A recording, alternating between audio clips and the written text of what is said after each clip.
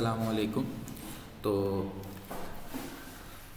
आज हम जो 25 नवंबर को हमने टेस्ट कंडक्ट किया था उसके बारे में डिस्कस करेंगे। उसमें हमने क्लास के अंदर उसी दिन 10 क्वेश्चंस जो है वो हमने सॉल्व कर लिए थे। उसमें क्वेश्चन नंबर 6 के अंदर एक प्रॉब्लम आ रहा था। प्रॉब्लम ये था कि दो क्वेश्चंस की स्टेटमेंट्स जो हैं वो मिक्स हुई थी उसके अंदर, जो हमने प्रिंट आउट निकाला था, तो उसको भी डिस्कस कर लेते हैं। क्वेश्चन नंबर 6 के अंदर मैंने कहा हुआ है कि a potential difference of 30 volt is applied to one end of the 10 ohm resistor. तो एक 10 ओम रेजिस्टर है, उसके एक एंड पर हमने 30 वोल्ट का पोटेंशियल अप्लाई किया है और other end is connected to a potential of 20 volt, और दूसरे एंड को हमने कितने पोटेंशियल से कनेक्ट किया है, 20 वोल्ट के पोटेंशियल से कनेक्ट किया है। तो मैंने आपसे क्या पूछा हुआ है, the current through the resistor will be. अब मैंने आपको कहा था कि करंट जो फ्लो होता है वो हमेशा हायर पोटेंशियल से लोअर पोटेंशियल की तरफ फ्लो होता है, और ये भी हमने डिस्कस किया था कि करंट को फ्लो होने के लिए पोटेंशियल डिफरेंस रिक्वायर्ड है। पोटेंशियल किस एक एंड पर या दूसरे एंड पर रेजिस्टर के कितना भी हो, हम इंटरेस्टेड होते हैं हमेशा पोटेंशियल डिफरेंस के अंदर। तो अगर हम डिफरेंस ऑफ पोटेंशियल देखेंगे, जो दोनों एंड्स के दरमियान में जो डिफरेंस ऑफ पोटेंशियल है वो कितना है, 30 में से 20 माइनस करें तो 10 वोल्ट, और रेजिस्टेंस कितनी है, 10 ओम। तो अकॉर्डिंग टू ओम्स लॉ, अगर मिसाल के तौर पे एक 10 ओम रेजिस्टर को 10 वोल्ट दिया जाए तो उसके अंदर से कितना करंट फ्लो होगा, 1 एम्प। तो यहाँ पर 1 एम्प किसी भी आंसर के अंदर नहीं है, तो इसका ऑप्शन डी जो है वो राइट आंसर होगा। उसके बाद क्वेश्चन नंबर 9 तक हमने डिस्कस कर लिया था, क्वेश्चन नंबर 10 भी हमने डिस्कस कर लिया था। क्वेश्चन नंबर 11 पर आ जाते हैं। क्वेश्चन नंबर 11 में यहाँ पूछा हुआ है कि which of the following statement is not true. तो फर्स्ट जो ऑप्शन है उसके अंदर कह रहा है कि every voltage source has some internal resistance due to which its voltage drops. तो हर वोल्टेज सोर्स के अंदर हमने ये डिस्कस किया था ईएमएफ वाले टॉपिक में कि हर वोल्टेज सोर्स, कोई भी वोल्टेज सोर्स हो, उसके अंदर कुछ ना कुछ इंटरनल रेजिस्टेंस होती है। तो उसकी वजह से जब भी हम उस वोल्टेज सोर्स से करंट ड्रा करते हैं तो कुछ ना कुछ वोल्टेज उस इंटरनल रेजिस्टेंस पर ड्रॉप हो जाती है। उस वोल्टेज के ड्रॉप की वजह से जो हमारे लोड को वोल्टेज मिल रही होती है वो हमेशा सोर्स की ईएमएफ से कम होती है। तो ये स्टेटमेंट बिल्कुल ट्रू है। ठीक है, मैंने आपसे क्वेश्चन में क्या पूछा है कि which of the following statement is not true, तो हमें वो स्टेटमेंट बतानी है जो फॉल्स है। बी के अंदर मैं क्या कह रहा हूं कि in series combination the same amount of current flows through every component, बिल्कुल सही है। सीरीज, अगर मिसाल के तौर पे कुछ कंपोनेंट सीरीज में कनेक्टेड हैं तो तमाम कंपोनेंट्स के अंदर से सेम करंट फ्लो होगा, क्योंकि करंट को फ्लो होने के लिए एक ही पाथ मौजूद होगा, कोई दूसरा पाथ नहीं होगा। उसके बाद ऑप्शन सी में आ जाते हैं कि in parallel combination of resistors the power dissipation of each resistor is same. ये जो है स्टेटमेंट इनकरेक्ट है। क्यों इनकरेक्ट है? क्योंकि हमने पावर डिसिपेशन वाले टॉपिक के अंदर ये पढ़ा था कि पैरेलल कॉम्बिनेशन के अंदर अगर रेजिस्टर्स कनेक्टेड हैं तो उनकी पावर डिसिपेशन को हम इजीली कैलकुलेट कर सकते हैं V²/R वाले फार्मूले से। क्यों? क्योंकि पैरेलल कॉम्बिनेशन के अंदर वोल्टेज जो है वो तमाम रेजिस्टर्स के अक्रॉस सेम होती है, तो इसलिए हम V²/R वाला फार्मूला यूज़ करेंगे।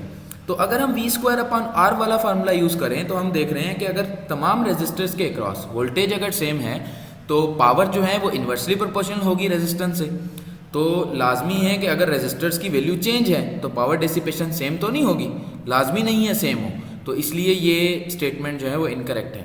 उसके बाद डी पर आ जाते हैं। ठीक है, डी में मैंने क्या कहा है, in parallel combination of resistors have same potential difference across their terminals, बिल्कुल करेक्ट है, क्योंकि सारे के सारे रेजिस्टर्स जो हैं वो डायरेक्टली जो हैं वो या तो बैटरी से कनेक्टेड होते हैं या उन दोनों के दोनों टर्मिनल्स कॉमन होते हैं। अगर मिसाल के तौर पे एक रेजिस्टर के क्रॉस जो है वो 20 वोल्ट है तो दूसरा रेजिस्टर भी उसके दोनों टर्मिनल्स कॉमन होते हैं, तो उसके क्रॉस भी वही सेम पोटेंशियल डिफरेंस होगा। तो 12 क्वेश्चन पे आ जाते हैं, 12 नंबर पर। क्वेश्चन नंबर 11 का जो आंसर है वो क्या होगा, ऑप्शन सी होगा, क्योंकि पावर डेसिपेशन पैरेलल कॉम्बिनेशन के अंदर सेम नहीं होती, रेजिस्टेंस पर डिपेंड करती है। जिसकी रेजिस्टेंस ज़्यादा होती है उसकी पावर डेसिपेशन कम होती है। तो क्वेश्चन नंबर 12 पे आ जाते हैं, क्योंकि पावर डेसिपेशन इन्वर्सली प्रोपोर्शनल होती है रेजिस्टेंस से जब वोल्टेज सेम हो, और पैरेलल कॉम्बिनेशन के अंदर वोल्टेज सेम होती है तमाम रेजिस्टर्स की। क्वेश्चन नंबर 12 पे आ जाते हैं। 12 के अंदर क्या कह रहा है कि if a bulb is rated at 100 watt in a country which uses 120 volts. अगर एक बल्ब जो है एक ऐसी कंट्री में जहाँ 120 वोल्ट यूज़ होती है, मैंने आपको बताया था कि बहुत सारी ऐसी कंट्रीज़ हैं जहाँ पर हम 120 वोल्ट्स यूज़ करते हैं, क्योंकि 120 वोल्ट्स जो है वो इतना ज़्यादा पेनफुल नहीं होगा अगर हम उसको टच भी कर लें। 220 वोल्ट जो है वो अगर हम उसको टच कर रहे हैं तो होता क्या है कि हमारे मसल्स जो हैं वो पैरालाइज हो जाते हैं। तो हम अपने हाथ को, अगर हम मिसाल के तौर पर 220 वोल्ट को टच कर रहे हैं, तो हम अपना हाथ पीछे नहीं खींच सकते क्योंकि मसल्स पैरालाइज हो जाते हैं, इतना ज़्यादा करंट हमारी बॉडी से फ्लो होता है। अब ये मैंने आपको ये भी बताया था कि बॉडी रेजिस्टेंस पर भी डिपेंड करता है कि कितना करंट हमारी बॉडी से फ्लो हो रहा है। तो हर बंदे को सेम पेन फील नहीं होगा, क्योंकि पेन का ताल्लुक सिर्फ और सिर्फ किसके साथ है कि आपकी बॉडी के अंदर से करंट कितना फ्लो हो रहा है, ठीक है। और करंट डिपेंड करता है रेजिस्टेंस पर, बॉडी रेजिस्टेंस पर। तो हर किसी के लिए डिफरेंट जो है वो पेन थ्रेशोल्ड, हर बंदे का पेन थ्रेशोल्ड भी डिफरेंट होता है। तो हम बहुत सारी कंट्रीज़ में 120 वोल्ट्स यूज़ कर रहे हैं, लेकिन हमारी कंट्री के अंदर 220 वोल्ट यूज़ कर रहे हैं।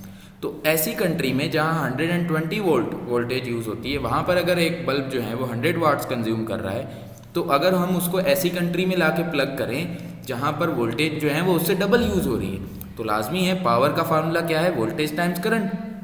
अगर हम वोल्टेज को डबल कर दें तो करंट जो है अगर उस बल्ब में से सेम अमाउंट में फ्लो होगा, करंट जो है वो भी क्या हो जाएगा, डबल हो जाएगा। अच्छा एक सेकेंड, ओके। तो अगर हम वोल्टेज को डबल कर देंगे तो करंट भी क्या हो जाएगा, डबल हो जाएगा, ठीक है, अगर उसकी रेजिस्टेंस सेम रह रही है। तो अगर वोल्टेज डबल करें, करंट भी डबल हो जाए, तो पावर क्या हो जाएगी, 4 टाइम्स हो जाएगी। तो इसका आंसर होगा 400 वाट्स, ठीक है। उसके बाद 13 नंबर क्वेश्चन पे आ जाते हैं। मैंने आपसे पूछा है कि इस तरह से अगर रेजिस्टर्स कंबाइन हो, जिस तरह से फिगर में दिखाया हुआ है, तो इनके इनके कॉम्बिनेशन की इक्विवेलेंट रेजिस्टेंस क्या होगी।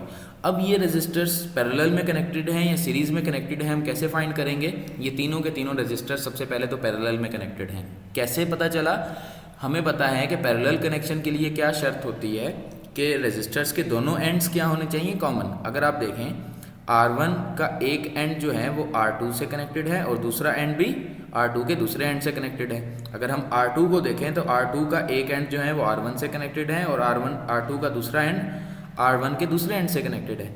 सिमिलरली अगर हम R3 को देखें तो R3 का एक एंड जो है वो R2 के एक एंड से कनेक्टेड है और R3 का दूसरा एंड जो है वो R2 के दूसरे एंड से कनेक्टेड है। तो ये तीनों रेजिस्टर्स बेसिकली पैरेलल में है, लेकिन इसकी अरेंजमेंट मैंने इस तरह की कर दी है कि ताकि थोड़ी सी कन्फ्यूजन पैदा हो। तो अगर तीन रेजिस्टर्स 100 ओम, 100 ओम और 200 ओम्स के पैरेलल में कनेक्टेड हैं तो इक्विवेलेंट रेजिस्टेंस क्या होगी, ऑब्वियसली 40 ओम, बहुत ईजी है। उसके बाद क्वेश्चन नंबर 14 पर आ जाते हैं कि if a voltage of 10 volt is applied to the above circuit, the resistor which will consume the least power.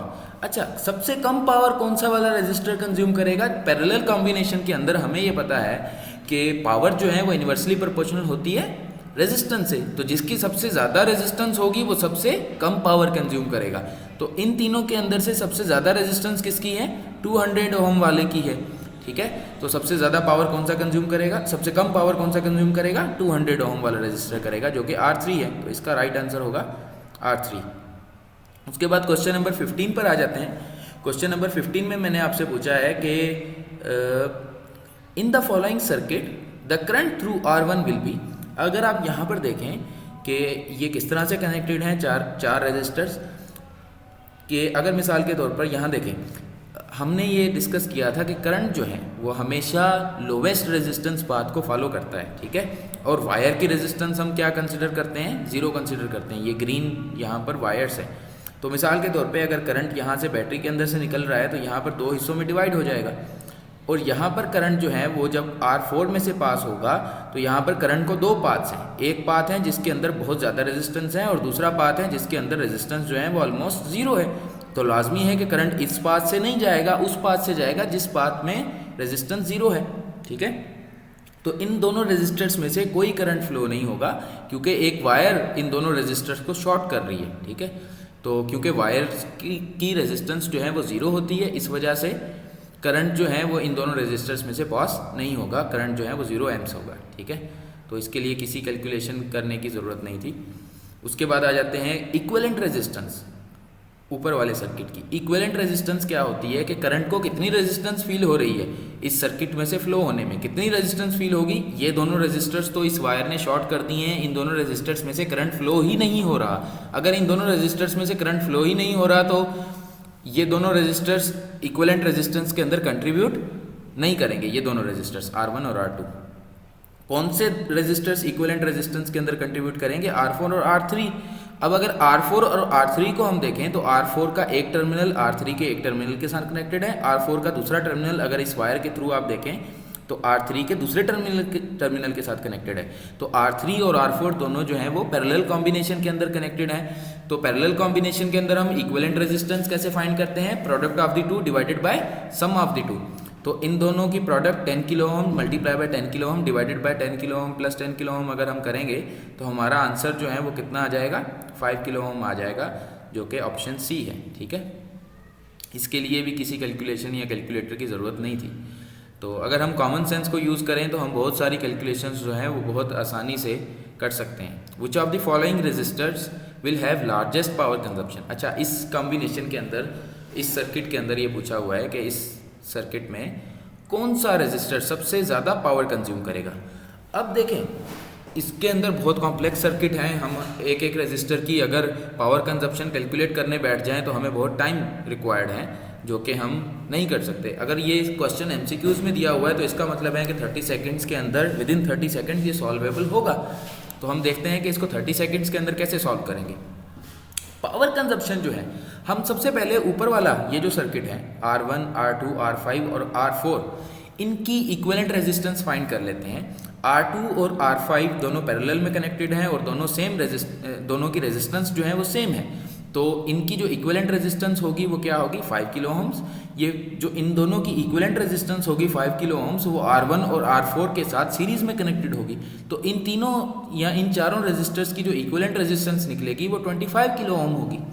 और नीचे एक 25, ये जो इन तीनों चारों रेजिस्टर्स R2, R1, R5 और R4, इन चारों की जो कॉम्बिनेशन है वो R3 के साथ पैरेलल में कनेक्टेड है। आपको पता है कि पैरेलल कॉम्बिनेशन के अंदर पावर कंजप्शन, अगर रेजिस्टेंस सेम है, देखिए इन सारों के कॉम्बिनेशन की जो रेजिस्टेंस है वो भी 25 किलो ओम है, नीचे वाले रेजिस्टर की भी रेजिस्टेंस 25 किलो ओम है। तो पैरेलल कॉम्बिनेशन के अंदर पावर डेसिपेशन क्या होती है?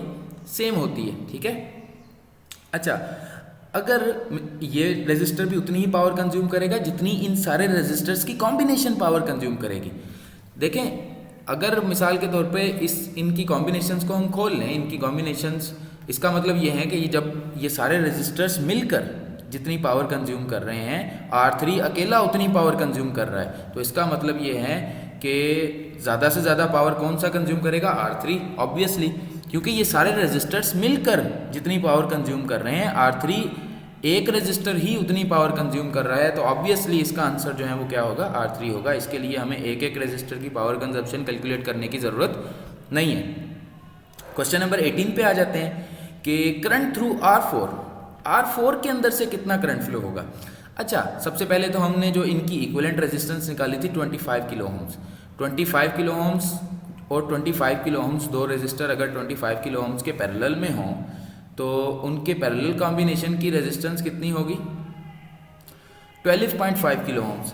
अगर मिसाल के तौर पे 12.5 किलो ओम्स ओवरऑल इस पूरे सर्किट की इक्विवेलेंट रेजिस्टेंस है, उसके अक्रॉस हम 12.5 किलो ओम्स के across 10 volt potential difference apply करें तो कितना करंट फ्लो होगा?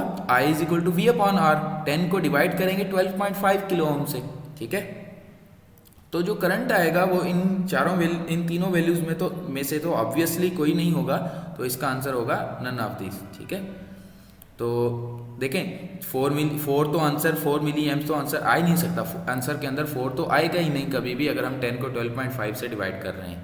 तो ऑब्वियसली इसका आंसर जो है वो 4 मिली एम्प या 0.04 मिली एम्प या 400 माइक्रो एम्प्स नहीं हो सकता। तो इसका आंसर होगा none of this, question number 18 का। उसके बाद आ जाते हैं electric bulb having resistance, question number 19 पर आ जाते हैं कि an electric bulb having a resistance of 100 ohms is supplied 120 volt potential difference across its terminals. The power consumed by the bulb, एक इलेक्ट्रिक बल्ब है जिसकी रेजिस्टेंस जो है वो 100 ohms है और उसके अक्रॉस हमने कितना पोटेंशियल डिफरेंस अप्लाई किया है, 120 वोल्ट पोटेंशियल डिफरेंस अप्लाई किया है। तो पावर कितनी कंज्यूम करेगा हमने डिस्कस किया था, जब वोल्टेज गिवन हो, रेजिस्टेंस गिवन हो, तो पावर डेसिपेशन कैलकुलेट करने के लिए हम कौन सा फार्मूला यूज़ करेंगे, V²/R। तो इस वोल्टेज को स्क्वायर करेंगे, 120 का स्क्वायर डिवाइडेड बाय 100। तो 120 का स्क्वायर हम कैसे फाइंड करेंगे, आप सिर्फ और सिर्फ क्या करें कि 12 का स्क्वायर देखें। 12 का स्क्वायर क्या होता है, हमें सबको पता है कि 144।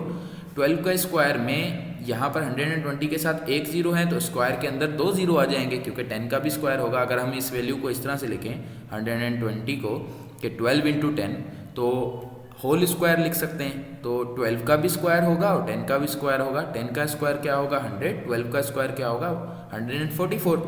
तो इसका जो स्क्वायर होगा 120 का वो हम ऐसे भी कैलकुलेट कर सकते हैं कि कितना होगा 144। उसको हमने डिवाइड करना है किसके साथ, रेजिस्टेंस के साथ। रेजिस्टेंस कितनी है 100 ohms। तो 144 100 को अगर हम 100 से डिवाइड करेंगे तो आंसर क्या आएगा, ऑब्वियसली 144 वाट्स।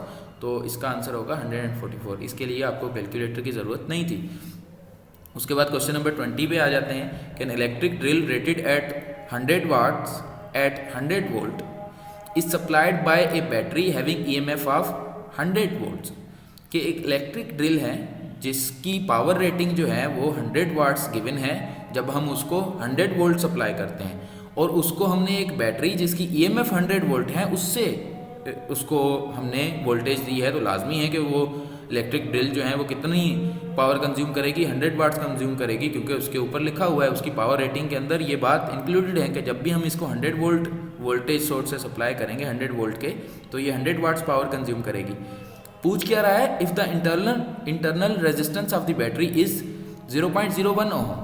अगर बैटरी की इंटरनल रेजिस्टेंस जो है वो कितनी है 0.01 ओम्स है, तो करंट कितना फ्लो होगा ड्रिल के अंदर से। अच्छा, अब सबसे पहले तो हम ये देख लेते हैं कि इस ड्रिल की रेजिस्टेंस कितनी है। अगर हम इस ड्रिल को, वैसे तो इलेक्ट्रिक ड्रिल जो होती है वो एक रजिस्टर नहीं होता, लेकिन हम अगर देखें कि हम अपना ओम्स लॉ और अपनी सिंपल जो हमने चीज़ें पढ़ी हैं उसी को यूज़ करें, उसको यूज़ करके अगर हम देखें कि इसकी रेजिस्टेंस कितनी होगी, इसके अंदर कोई वायर यूज़ हुई होगी, उसकी रेजिस्टेंस कितनी होगी, कैसे कैलकुलेट कर पाएंगे। पावर कितनी कंज्यूम कर रहा है 100 वाट्स, कितने वोल्ट पे इतनी पावर कंज्यूम कर रहा है 100 वोल्ट पे, तो करंट इसके अंदर से कितना फ्लो होगा 100 वोल्ट के अंदर से वो फाइंड करेंगे। करंट फाइंड करने के बाद हम रेजिस्टेंस फाइंड कर सकते हैं, ठीक है। या फिर हम क्या कर सकते हैं V²/R, क्योंकि पावर हमें पता है क्या होता है V²/R, तो हम रेजिस्टेंस जो है वो इस फार्मूले को रीअरेंज करके भी कैलकुलेट कर सकते हैं। R will be equal to V²/P। V कितना है 100, 100 का स्क्वायर कितना होगा 10,000, इसको पावर से डिवाइड करेंगे, पावर कितनी है 100, तो इसकी रेजिस्टेंस आएगी 100 ohms। तो अगर इलेक्ट्रिक ड्रिल की रेजिस्टेंस 100 ohms है और बैटरी की इंटरनल रेजिस्टेंस जो है वो 0.01 ohm है, ठीक है, तो 100 के सामने 0.01 ohm क्या है, बिल्कुल नथिंग, ठीक है। तो अगर मिसाल के तौर पे कुछ ना कुछ वोल्टेज हमें पता है इसकी इंटरनल रेजिस्टेंस पे भी ड्रॉप होगी और कुछ वोल्टेज जो है वो हमारी इलेक्ट्रिक ड्रिल को मिलेगी, क्योंकि बैटरी की EMF वोल्टेज 100 वोल्ट है, तो जब करंट फ्लो होता है तो हमने ये पढ़ा था कि इंटरनल रेजिस्टेंस पे कुछ वोल्टेज ड्रॉप होती है। अब क्योंकि इंटरनल रेजिस्टेंस बैटरी की बहुत छोटी है तो इसके ऊपर जो वोल्टेज ड्रॉप होगी वो भी बहुत कम होगी, ठीक है। और क्योंकि करंट भी बहुत कम फ्लो हो रहा है, कितना करंट फ्लो हो रहा है 1 एम्पेयर, मिसाल के तौर पे अगर हम कहें कि इंटरनल रेजिस्टेंस नहीं है तो करंट कितना फ्लो होगा 1 एम्पेयर मैक्सिमम, तो इसके ऊपर कितनी वोल्टेज ड्रॉप होगी। अगर 1 एम्पेयर करंट फ्लो हो रहा है तो 0.01 वोल्ट। अब अगर 0.01 वोल्ट इसके ऊपर ड्रॉप हो भी जाए तब भी सर्किट के अंदर करंट जो है वो 1 एम्पेयर के करीब करीब रहेगा, 1 एम्पेयर ही रहेगा। तो आंसर्स के अंदर आपको जो आंसर मिले हुए हैं उसके अंदर एक तो आंसर दिया हुआ है 1 एम, दूसरा आंसर दिया हुआ है 0.6, तो 0.6 तो करंट नहीं होगा क्योंकि वोल्टेज बहुत ज़्यादा ड्रॉप नहीं हुई, सिर्फ 0.01 वोल्ट ड्रॉप हो रही है, ठीक है। तो इसका आंसर जो है वो 1 एम्पी होगा। इस रेजिस्टेंस के होने या ना होने से कोई फ़र्क नहीं पड़ता। क्यों फ़र्क नहीं पड़ता, क्योंकि इलेक्ट्रिक ड्रिल की रेजिस्टेंस इस रेजिस्टेंस के मुकाबले में बहुत ज़्यादा है, ठीक है। तो ये रेजिस्टेंस जो है वो करंट पर बहुत ज़्यादा इफेक्ट नहीं डालेगी। तो करंट जो है वो 1 एम्पेयर के करीब करीब ही होगा। यहाँ पर मैंने 1 एम्प आंसर दिया हुआ है, इसके लिए भी किसी कैलकुलेशन करने की ज़रूरत नहीं थी। सिंपली हमें क्या करना था कि 100 वाट को 100 वोल्ट से डिवाइड कर देते तो करंट मिल जाता 1 एम्प। उसके बाद क्वेश्चन नंबर 21 पर आ जाते हैं। क्वेश्चन नंबर 21 में मैंने कहा है कि how can we get a resistance of 75 ohm if we have only 100 ohm resistors. यहाँ पर मैं 4 लिखना भूल गया था कि हमारे पास अगर 400 ओम के रेजिस्टर्स हैं तो हम 75 ओम की रेजिस्टेंस कैसे बनाएंगे। सिंपल है कि हमने ये डिस्कस किया हुआ है कि हम क्या करेंगे, 3 रेजिस्टर्स को सीरीज़ में कंबाइन करेंगे 100 ओम्स के, तो उनकी इक्विवेलेंट रेजिस्टेंस क्या बन जाएगी 300 ओम्स, और उनके कॉम्बिनेशन को पैरेलल में कंबाइन करेंगे जो एक रेजिस्टर बचा है उसके साथ। तो 300 ओम को 100 ओम के साथ जब पैरेलल में कनेक्ट करेंगे तो इक्विवेलेंट रेजिस्टेंस जो है वो कितनी आ जाएगी 75 ओम। तो इसका जो है वो ऑप्शन बी करेक्ट आंसर था। उसके बाद power consumption of R5 in the following circuit. इस सर्किट के अंदर पूछा हुआ है कि R5 कितनी पावर कंज्यूम करेगा।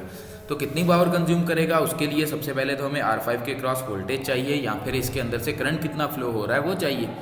तो सबसे पहले तो हम इस सर्किट को रिड्यूस कर लेते हैं। 20 और 20 ओम रेजिस्टर जो है वो पैरेलल में कनेक्टेड हैं, तो इसका मतलब इनकी इक्विवेलेंट रेजिस्टेंस कितनी होगी 10 ओम्स।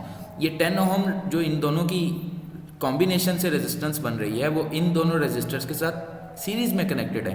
तो 10 ओम प्लस 10 ओम प्लस 10 ओम इन सारों के कॉम्बिनेशन की जो इक्विवेलेंट रेजिस्टेंस होगी वो कितनी होगी 30 ओम। ये पैरेलल में कनेक्टेड होगी R3 के साथ जो कि 30 ओम्स है। ठीक है, हमें क्या करना है, सिर्फ R5 के अंदर से करंट फाइंड करना है। अगर करंट हमें पता चल गया तो हम I² वाला फार्मूला यूज़ करके पावर डेसिपेशन कैलकुलेट कर सकते हैं इसकी कितनी होगी। तो हम क्या करेंगे, क्योंकि ये 30 ओम और 30 ओम पैरेलल में कनेक्टेड हैं तो हम पैरेलल में वोल्टेज जो है वो सेम होती है 30 वोल्ट होती है, तो हम करंट ऊपर वाले सारे रेजिस्टर्स की कॉम्बिनेशन में से कितना फ्लो हो रहा है वो कैलकुलेट कर सकते हैं। कितना फ्लो होगा 30 डिवाइडेड बाय, क्योंकि करंट कैसे फाइंड करते हैं, वोल्टेज अपॉन रेजिस्टेंस। वोल्टेज यहाँ पर गिवन है 30 वोल्ट, रेजिस्टेंस जो है वो इस चारों रेजिस्टर्स R1 R5 R2 और R4 इन चारों रेजिस्टर्स की कॉम्बिनेशन की जो इक्विवेलेंट रेजिस्टेंस है वो कितनी है 30।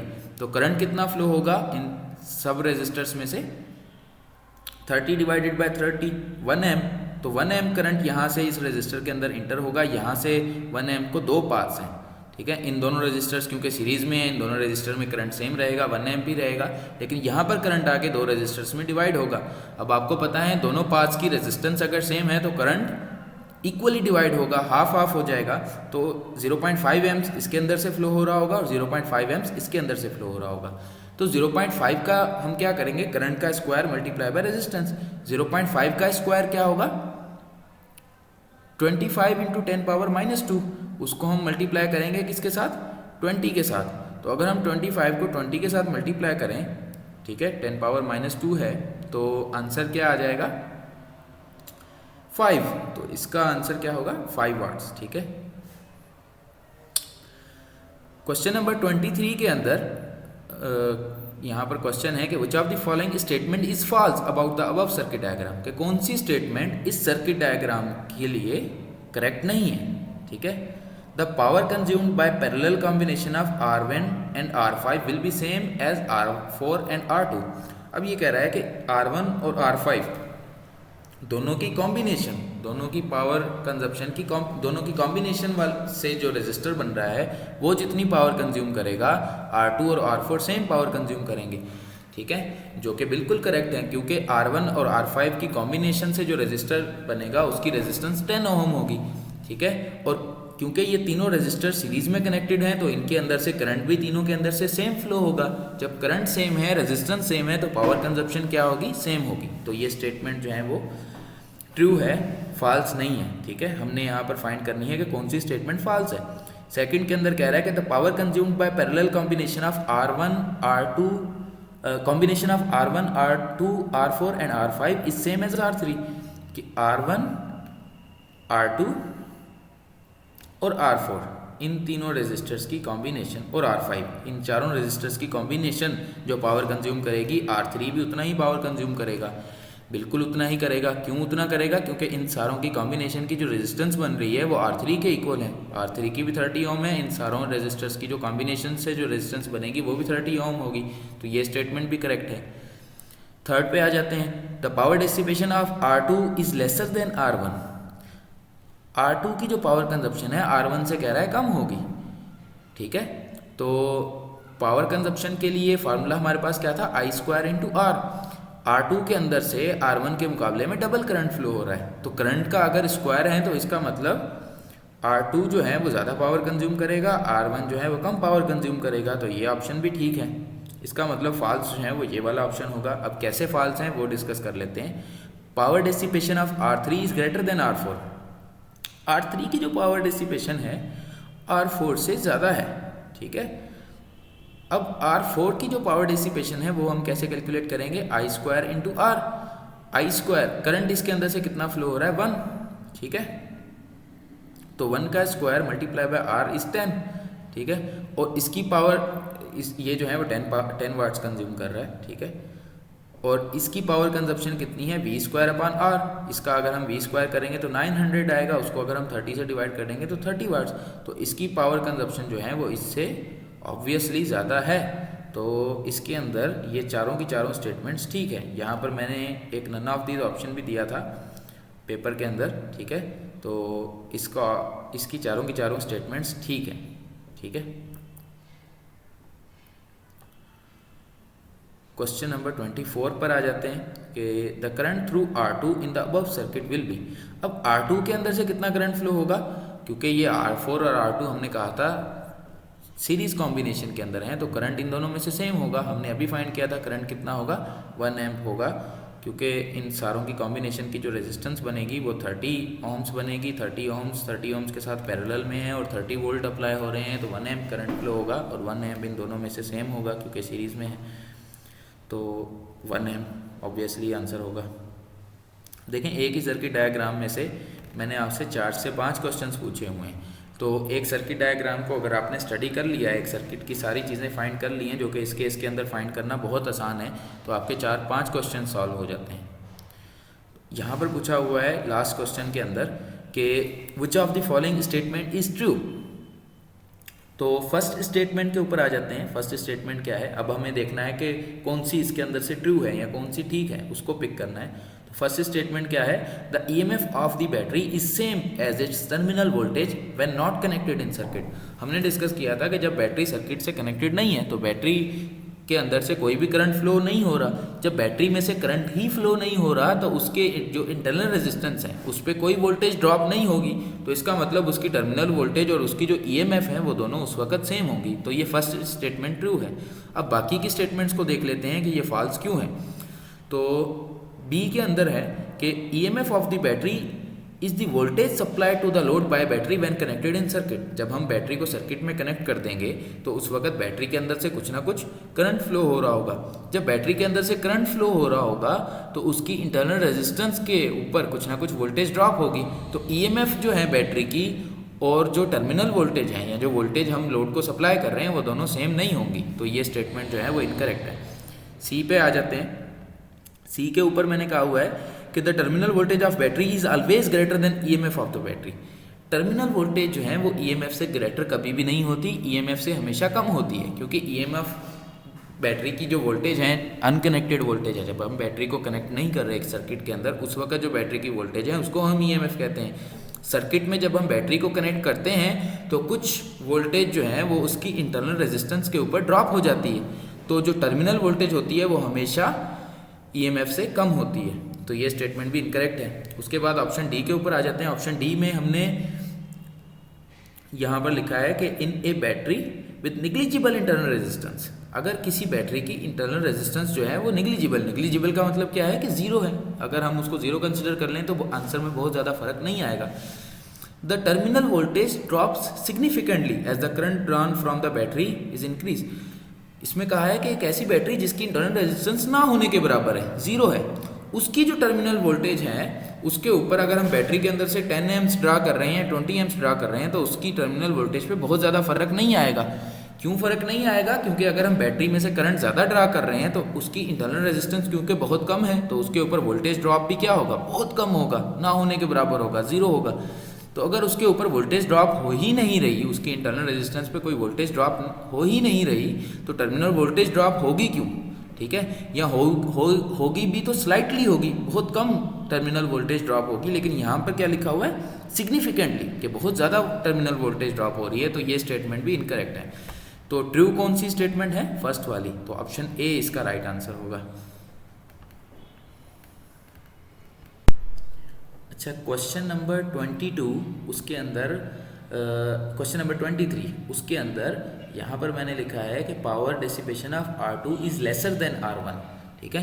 R2 जो है उसके अंदर से करंट R1 के मुकाबले में ज़्यादा फ्लो हो रहा है, तो इसकी पावर कंजप्शन जो है वो, क्योंकि करंट इसके मुकाबले में डबल है, अगर हम इसकी पावर कंजप्शन देखें तो कितनी होगी 10 वाट्स, और इसकी पावर कंजप्शन हमने कैलकुलेट की थी, कितनी थी 5 वाट्स, पिछले क्वेश्चन के अंदर मैंने दी हुई थी पावर कंजप्शन इसकी, कैलकुलेट करें, ठीक है। तो R2 की पावर कंजप्शन ऑब्वियसली R1 से ज़्यादा होगी, ठीक है। यहाँ पर मैंने क्या कहा हुआ था, which of the following statement is false, तो ये C जो है इसके अंदर ये वाली स्टेटमेंट जो है वो फॉल्स है, क्योंकि R2 की जो पावर डिसिपेशन है वो R1 से ज़्यादा है, कम नहीं है, ठीक है। तो इसकी ये वाली स्टेटमेंट फॉल्स है, ये करेक्ट नहीं है। Okay, this is it for today. Next class के अंदर हम जो है वो मैग्नेटिज्म के बारे में डिस्कस करेंगे और चैप्टर नंबर 4 स्टार्ट करेंगे। अल्लाह हाफिज़।